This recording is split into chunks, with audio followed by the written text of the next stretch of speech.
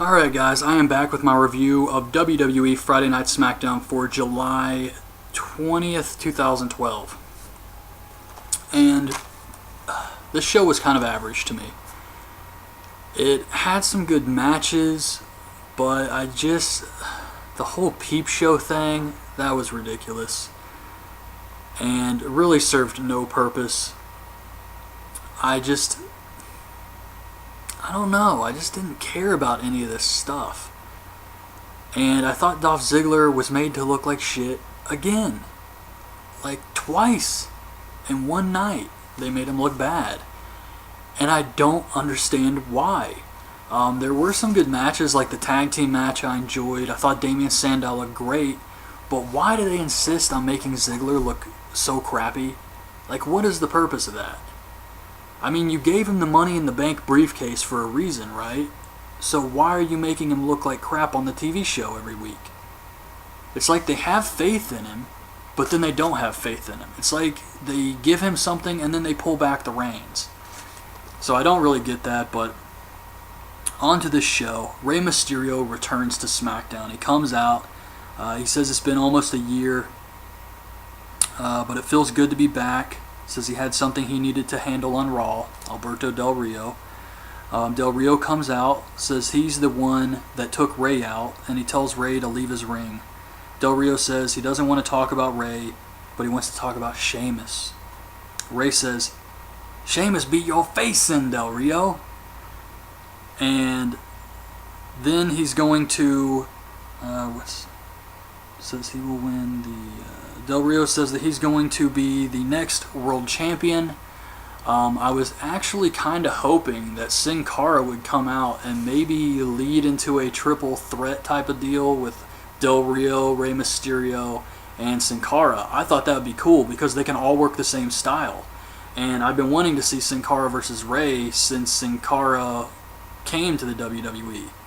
But I guess they're still not ready for that feud yet, and it's going to be Rey, Del Rio, Sheamus. So Dolph Ziggler comes out.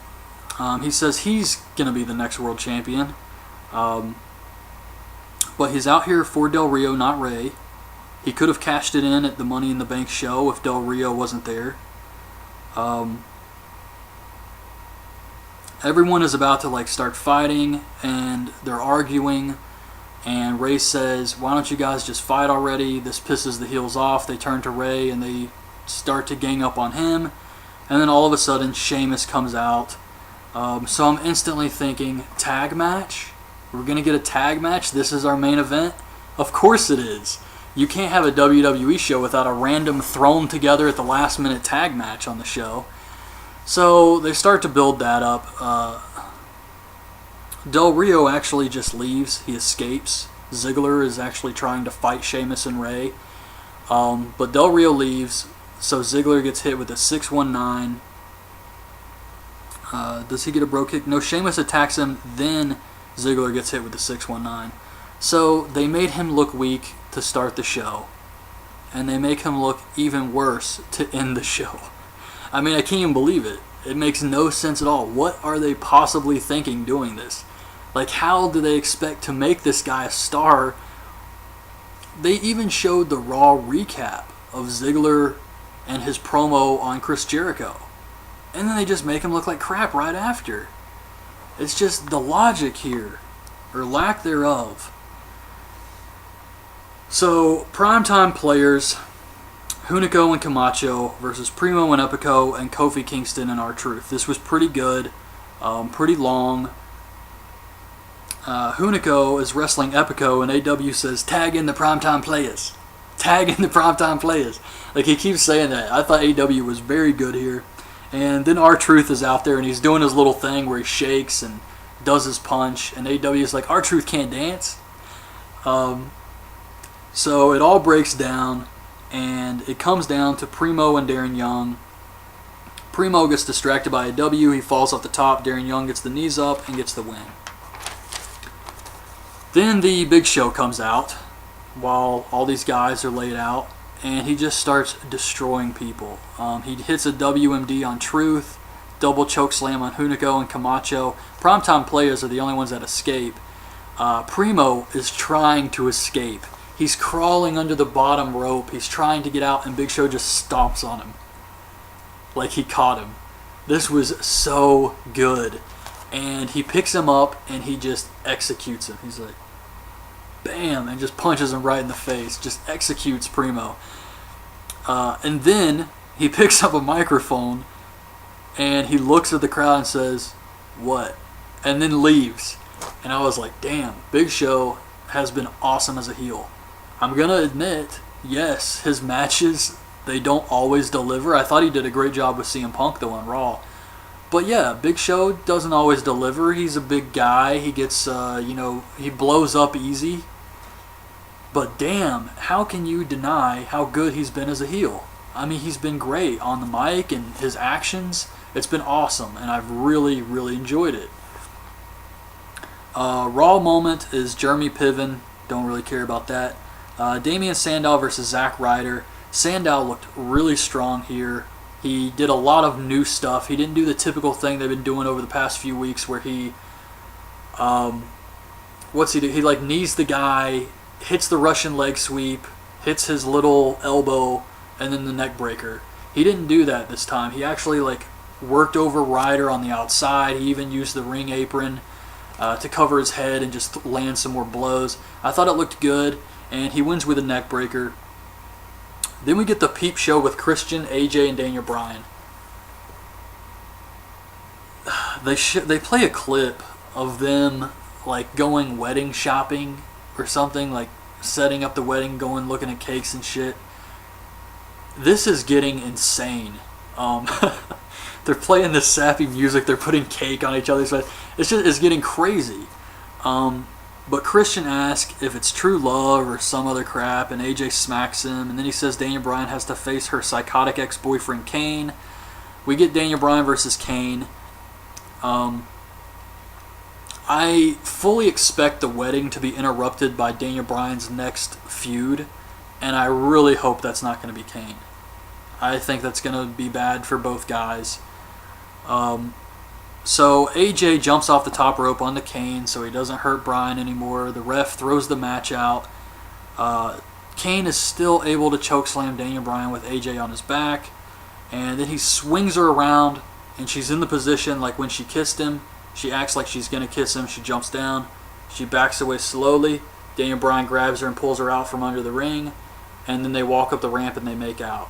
But it was still like questionable, like, does she still have feelings for Kane? I don't know. I can't believe that I'm sitting here trying to explain this.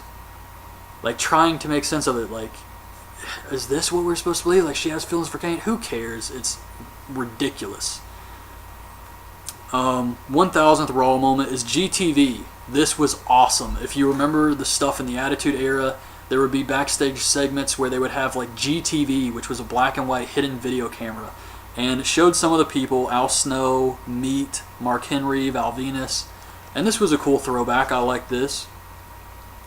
Heath Slater comes out, says all his losses were on Raw, but he's on SmackDown, and he's going to have better luck tonight. Road Warrior Animal is his legend, of course. It's John Laurinaitis' real-life brother. So, of course, Animal's always going to be around. And Animal comes out. He wins after a power slam and an elbow drop. It was okay. I mean, Animal's not somebody I'm really going to pop for when they come out as a legend. Mostly because, like Piper, like Slaughter, like Hacksaw Jim Duggan, we've seen them countless times. You bring out someone like Vader we haven't seen in 15 years, people are going to go crazy. Psycho Sid, people are going to go crazy. Road Warrior Animal, not so much. Then they start playing some type of tout stuff where they show clips of people touting things in. Was one of these guys Steve Zahn? I think that's how you pronounce his name. The guy from Saving Silverman. Like, I'm pretty sure he was a tout here tonight, and they didn't even mention that. Then we get Ricardo and Vicky backstage arguing. Vicky starts screaming. Then we get the main event, Del Rio and Ziggler versus Sheamus and Rey Mysterio. Sheamus goes for the brogue kick. Ricardo holds his leg, so the ref throws the match out. Del Rio and Ziggler get disqualified. Second match of the night that's thrown out because of interference. Del Rio puts Sheamus in the armbar afterwards, and then he leaves. Sheamus is laying on the mat hurt. Ziggler's looking around. He's thinking about cashing in. He gets in the ring. He's handing it to the ref. And before it can get cashed in, Rey Mysterio comes out, hits the 619. Sheamus pops up, hits the Brogue Kick. Show goes off the air. Is this what WWE considers a push? Is coming up with a gimmick where every time Ziggler tries to cash in, he gets made to look like a fool? Is that what WWE considers pushing a guy? Because you can't do that. You can't give a guy one good thing and then give them a ton of bad things. That's not how you push someone. And I mean, it's not gonna work. So I really hope this changes. I hope something happens with Jericho and Ziggler starts to look strong. I have no idea. I think Ziggler is just so good at selling that WWE wants him to sell for everyone because he makes everybody look so good. And I don't know, it's a stupid thing and I don't like it. But as far as the show goes, I mean, it had some good matches, but it's definitely below average, I think, for me, just because of how they made Ziggler look. They didn't really accomplish anything, and overall it was just kind of weak because of that. So that's it, guys. That's my review of this week's SmackDown. I hope you liked the video. Leave your thoughts on this week's show in the comments below, and thanks for watching. Bye.